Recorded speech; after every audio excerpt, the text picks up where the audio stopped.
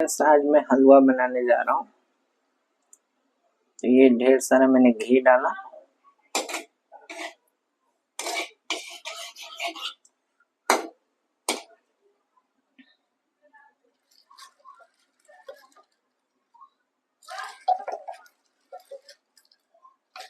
और इसमें डालूंगा घी।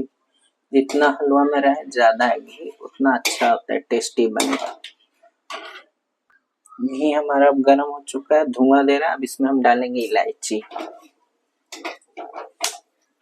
इलायची डालने के बाद अब डाल देंगे हम इसमें सूजी छानी हुई।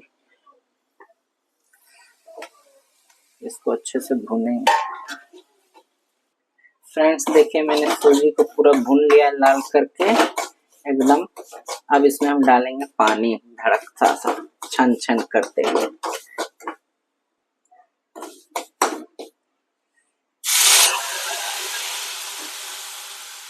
फ्रेंड देखिए, मैंने पानी डाल दिया है, पक रहा है। अब इसमें डालेंगे चीनी।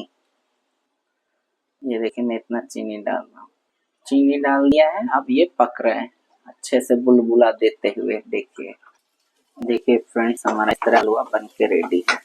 अब इसमें हम थोड़ा बादाम और किशमिश डाल के सजाएंगे अच्छे से। ये देखिए इस तरह, जिसमें प्यारा लगे देखने में, स्टाइलिश। देखिए फ्रेंड्स, मैंने सजा दिया अच्छे से गार्निश से। अब इसको निकालते हैं।